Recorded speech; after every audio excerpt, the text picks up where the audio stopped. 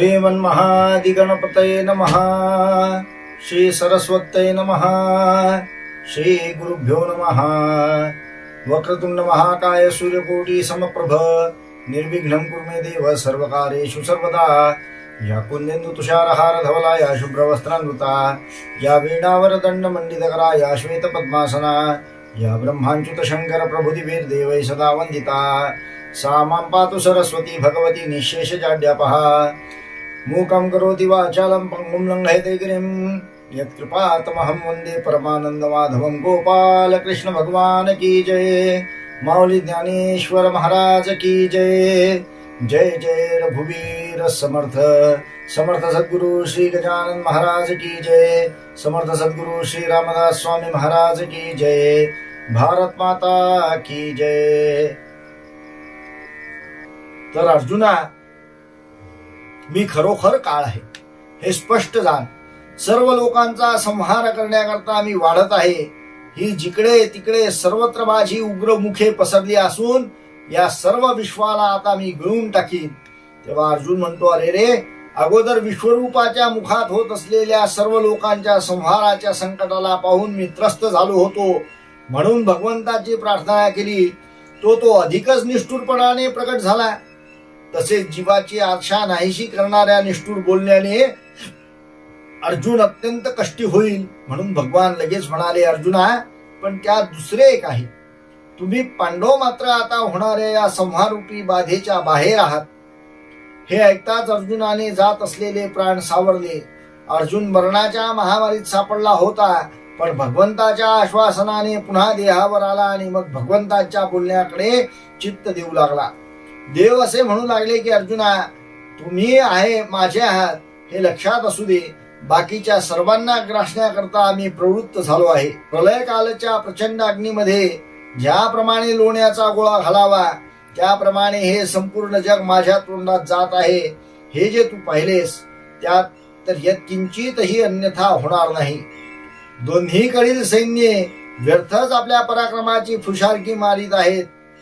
असे हे सैन्याचे मिळालेले समुदाय पराक्रमाचे बळ आणून कुंठू लागले आहेत आणि यमापेक्षाही आमचे गजदळ श्रेष्ठ आहे अशी त्यांची प्रशंसा करतात। हे म्हणतात की या सृष्टीवर दुसरी सृष्टी निर्माण करू, पैज बांधून मृत्यूला मारू आणि या सर्व जगाचा घोट भरू, सर्व पृथ्वी गिळू, वरच्या वरच आकाश जाळू, वाऱ्याला देखील बाणाने उडू जखडून टाकू। पराक्रमाच्या मदाने मत्त होऊन अशा या चतुरंग सैन्य संपत्तीच्या बळावर ते कृतांताशी स्पर्धा करीत आहेत। यांचे हे सर्व शब्द शस्त्रांपेक्षा तीक्ष्ण आणि अग्नीपेक्षा दाहक दिसतात आणि प्राण घेण्यात त्यांच्यापेक्षा काळकूटही मधुरच म्हणावे लागेल।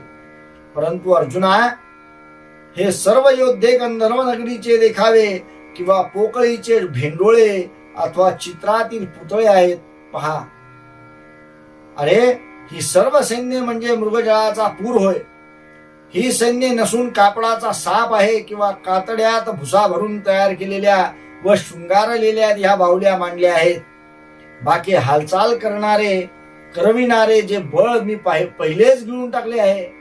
आता हे सर्व सैन्य कुंभाराने केलेल्या मातीच्या वेताळाप्रमाणे निर्जीव आहे। बाहुलीला नाचविणारी दोरी तुटली तर खांबावरील बाहुल्या वाटेल त्यांनी लोटल्या की उलथून खाली पडतात।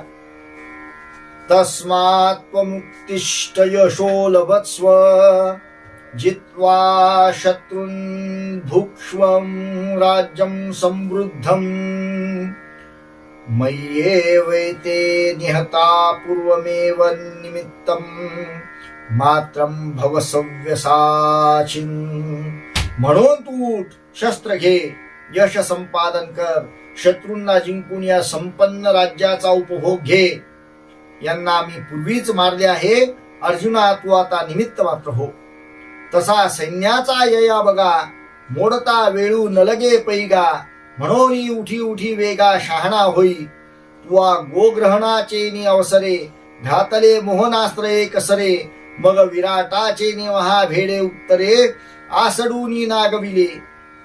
आता हे त्याहुनी निपटारे जाहले, निवटी आई ते रण पडिले, घेई यशरिपू जिंतिले, एकलेनी अर्जुने आणि कोरडे यशची नोहे समग्र राज्यही आले आहे. तू निमित्त मात्रची होय सव्यसाची. त्याप्रमाणे सैन्याची ही रचना मोडण्याला अर्जुना वेळ लागणार नाही. म्हणून एकदम उठ, शहाणा हो. गोग्रहणाचे वेळी तू संपूर्ण शत्रू सैन्यावर मोहनास्त्र घातलेस व मग विराट राजाच्या अति भित्र्या उत्तराने सैन्याची वस्त्रे हिसकावून त्यांना नग्न केले. आता हे सैन्य त्याच्याहूनही निकृष्ट दर्जाचे झाले आहे. आधीच मरून पडलेले सैन्य नाहीसे कर व एकट्या अर्जुनाने शत्रूला जिंकले असे यश घे. नुसते यशच नाही तर संपूर्ण राज्यही तुला प्राप्त झाले आहे. अर्जुना, यांच्या नाशाला तू नुसता निमित्त मात्रच होणार आहेस. द्रोणं च भीष्मं च जयद्रथं च कर्णं तथान्यानपि योधवीरान् मया हस्तात् स्वं जहिमां व्यक्तिष्ठा युद्धत्स्व जेतासि रणे सपत्ना. भीष्माचार्य, जयद्रथ, कर्ण तसेच इतर मोठमोठे योद्धे यांना मी मारलेलेच आहे. तू आता त्यांना मार, दुःख करू नकोस. युद्ध कर आणि तू रणात शत्रूंना जिंकशील. द्रोणाचा पाडू न करी, भीष्माचे भय न धरी. कैसेनी कर्णावरी परजू हे न म्हण. कोण उपायो जयद्रथा कीजे, हे न चिंतू चित्त तुझे. आणि कही आथी जे जे नवाणी गे वीर. तेही एक एक आघवे, चित्रीचे सिंहाळे मानावे. जैसे ओलेनी हाते घ्यावे पुसोनिया. यावरी पांडवा काईसा युद्धाचा मेळावा. हा भासू गा आघवा येर ग्रासिले मिया. जेव्हा तुआ देखिले हे माझी या वदनी पडिले. तेव्हाची यांचे आयुष्य सरले आता रीती सोपे. म्हणून बहिला उठी मिया मारिले तू निवटी. न रिगे शोक संकटी नाथी लिया. आपणची आडखिळा कीजे, तो कौतुके तैसा विंधोनी पाडिजे. तैसे देखेगा तुझे निमित्त आहे. बापा विरुद्ध जे जाहले ते उपजताची वाघे नेले. आता राज्येशी संचले यश तू भोगी. सावियाची उतत होते दायाद आणि बळीये जगी दुर्मद. तू ते वेधिले विशद सायासू न लागता. ऐसी या गोष्टी विश्वाच्या वाकपटी. लिहुनी घाली किरीटी विजयी होई. द्रोणाच्या बरोबरीचा मी नाही असे मनात आणू नकोस. भीष्माची भीती बाळगू नकोस. कर्णावर शस्त्र कसे चालवू असे म्हणू नकोस. जयद्रथाला मारण्याकरता कोणता उपाय करावा याचे चिंतन मनात करू नकोस. आणखी जे जे नावाजलेले पराक्रमी वीर आहेत ते सर्व ओल्या हातांनी पुसून घेण्यासारखे भिंतीवर काढलेल्या सिंहाची चित्रे आहेत हे असे मान. अशा स्थितीत अर्जुना, हे काय युद्धा करता जमलेले सैन्य आहे. हा सर्व भास असून बाकीचे हे सर्व मी गिळून टाकले आहेत. जेव्हा तू हे सर्व माझ्या तोंडात पडले आहे असे पाहिले तेव्हाच त्यांचे आयुष्य संपले. ही आता रिकामी सोपटी आहेत. म्हणून लवकर उठ. मी मारलेल्यांना तू नाहीसे कर आणि व्यर्थ शोक संकटात पडू नकोस. आपणच एखादे निशाण उभे करावे आणि कौतुकाने त्याला बाण मारून पाडावे. त्याप्रमाणे त्यांच्या नाशाला तुझे नुसते निमित्त आहे. पहा बा अर्जुना, जे तुझे वैरी जन्मास आले ते जन्मल्याबरोबरच वाघाने नेले असे समज. आता राज्यासह मिळवलेल्या यशाचा तू उपभोग घे. खरोखरच हे तुझे भाऊबंद अत्यंत उन्मत, मदांध व जगामध्ये जसे बलवान झाले आहेत ते तू काही श्रम न पडता सहज मारलेस. अशा प्रकारच्या गोष्टी जगामध्ये या सर्व लोकांच्या मुखरूपी पटावर अर्जुना तू लिहून ठेव. म्हणजे सर्व लोकांच्या तोंडी होऊ दे व विजयी हो. संजय उवाच एतत् श्रुत्वा वचनं केशवस्य कृताञ्जलिर्वै प्रणमान किरीटी नमस्कृत्वा भूय एवाह कृष्णं सद्गदगदं भीतः प्रणम्य. संजय म्हणतो, भगवंताचे हे वचन ऐकून हात जोडून कापत कापत नमस्कार करून व भीत अत्यंत नम्र होऊन पुन्हा सद्गत अंतःकरणाने अर्जुन श्रीकृष्णाला म्हणाला, ऐसी आघवीची हे कथा तया अपूर्ण मनोरथा संजयो सांगे कुरुनाथा ज्ञानदेवो म्हणे. मग सत्यलोकवनी गंगाजळ सुटली या वाजत खळाळ तैशी वाचा विशाळ बोलता तया. ना तरी महामेघांचे उमाळे घडघडीत एके वेळे का घुमघुमिला मंदराचळे क्षीराब्धी जैसा. तैसे गंभीरे महानादे हे वाक्य विश्वकंदे बोलिले अघादे अनंत रूपे. ते अर्जुने मोटके ऐकिले आणि सुखकी भय दुनावले. हे नेणोपरी कांपिनले सर्वांग तयाचे. सखोलपणे वळली मोट आणि तैसेची जोडले कर संपुट. वेळो वळा ललाट चरणी ठेवी देवीची काही बोलो जाये. तव गळा भुजालाची ठाये हे सुख की भय होय हे विचारात मी. परी तेव्हा देवाचेनी बोले अर्जुना हे ऐसे जाहले मी या पदावरी देखिले श्लोकाचिया. मग तैसाची भेण भेण पुढती जोहारुनी चरण मग म्हणे जो आपण ऐसे बोलिले ती. श्री ज्ञानेश्वर महाराज म्हणतात हे संपूर्ण वर्तमान ज्याचे मनोरथ पूर्ण झाले नाहीत अशा क्रूराज धृतराष्ट्राला संजय सांगू लागला. मग ज्याप्रमाणे सत्यलोकापासून उगम पावलेल्या गंगाजळाचा खळाळ वाजतो तशी अर्जुनाशी बोलताना भगवंताची वाणी गंभीर होती.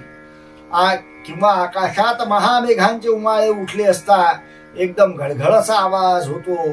किंवा क्षीर समुद्राच्या मंथनाचे वेळी मंदराचलाच्या मंथनाचा आवाज घुमू लागला.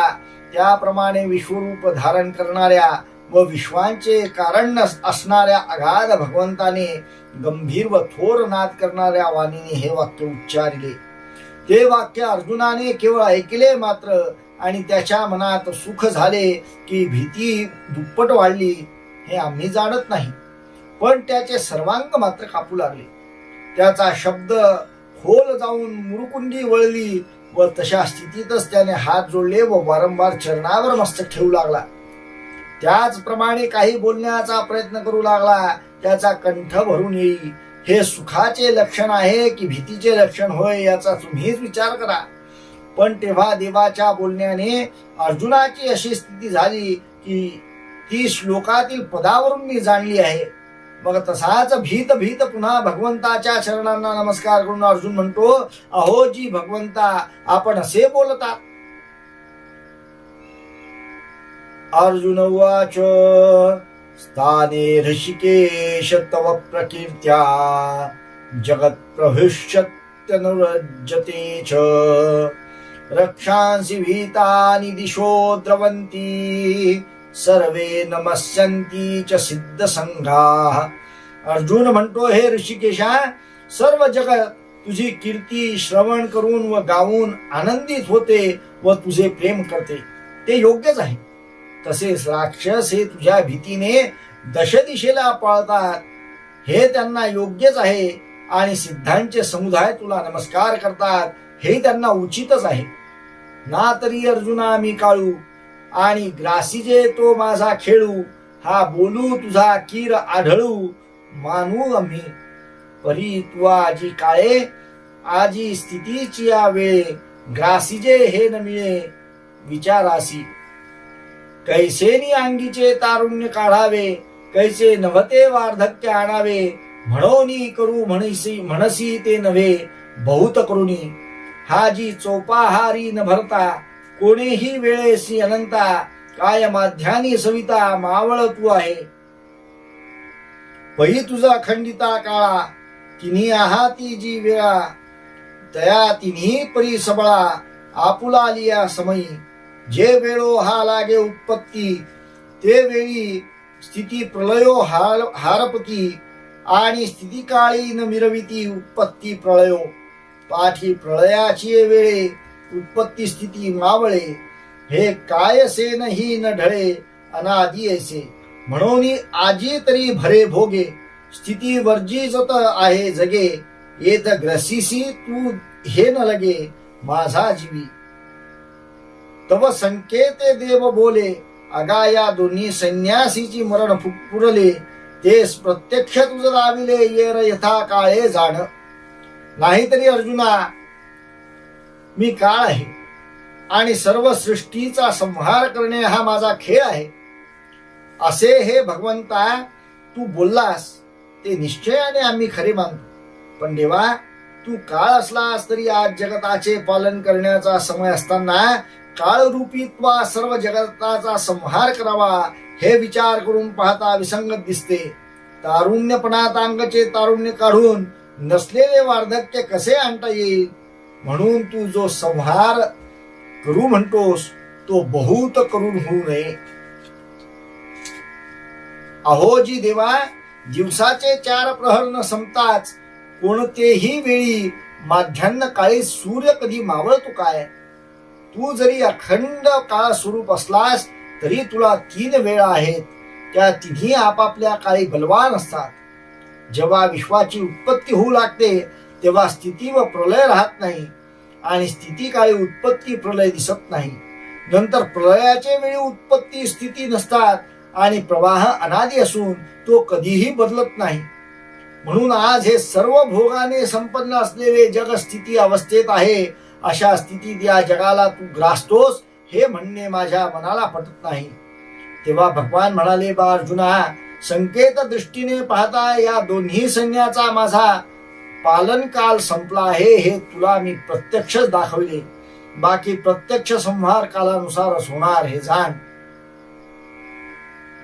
संकेते म्हणजे ईश्वराच्या सर्वज्ञता रूप ज्ञान दृष्टीने या दृष्टीने पाहता भूत भविष्य व वर्तमान असा काळाचा त्रिविध भेद प्रत्ययाला येत नाही व सृष्टीची उत्पत्ती स्थिती लय हे तिने एकदमच दिसतात.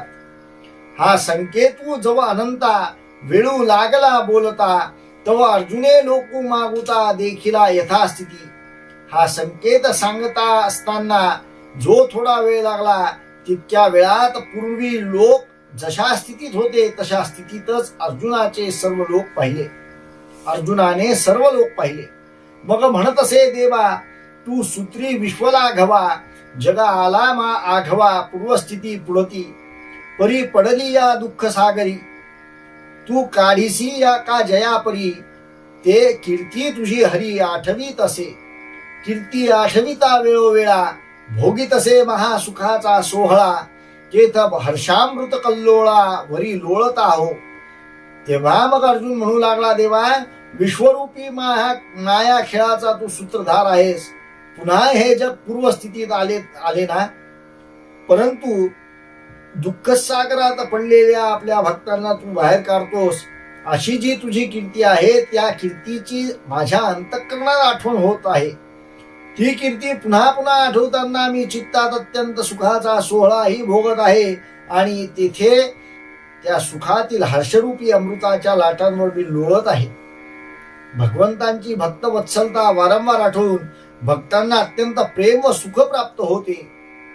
देवा जियालेपणे जग धरी तुझ्या ठाई अनुराग आणि दृष्टा तया भंग अधिकाधिक. पै त्रिभुवनीची या राक्षसा महाभय तू ऋषिकेशा म्हणून पळता ती दिशा पहिलीकडे. येर सुरनर सिद्ध किन्नर किंबहुना चराचर ते तुझ देखोनी हर्ष निर्भर नमस्कारित असती. देवा तू जीवदान दिल्यामुळे हे जग तुझ्या ठिकाणी प्रेम करीत आहे आणि दुष्टांचा अधिकाधिक मनोभंग होत आहे. कारण त्रैलोक्याच्या सर्व राक्षसांना भगवंता तू महाभयरूप वाटतोस म्हणून ते दाही दिशेच्या पलीकडे पळून जात आहेत. बाकीचे देव मनुष्य सिद्ध किन्नर किंबहुना सर्व प्राणी तुला पाहून अत्यंत आनंदित होत साते तुला नमस्कार करीत आहेत. कस्माच्च तेन नमेरन् महात्मन् गरीयसे ब्रह्मणोऽप्यादिकर्ते अनंत देवेश जगन्निवासो त्वमक्षरं सदसत्तत्परं जत. ब्रह्मदेवाचा उत्पन्न करता म्हणून श्रेष्ठ अशा महात्म्या हे राक्षस तुला का बरे नमस्कार करीत नाहीत. हे अनंता देवदेवा जगन्निवासा सत्वासत किंवा कार्य कारण जगताचे पलीकडे असणारे जे आहे ते अक्षर स्वरूप तूच आहेस. येथ का कवना कारणा राक्षस हे नारायणा न लगतीची चरणा पळते जाहले. आणि हे तू ते काही पुसावे, ये तुलाले आम्हासीही जाणवे, तरी सूर्योदयी राहावे कैसे नितमे. तू स्वप्रकाशाचा आगरू, आणि जाहला आहासी गोचरू, म्हणून या निशाचरू केरू फिटला सहजे. हे येतुले दिवस आम्हा, काही नेणवेची श्रीरामा, आता देखत सो महिमा गंभीर तुझा.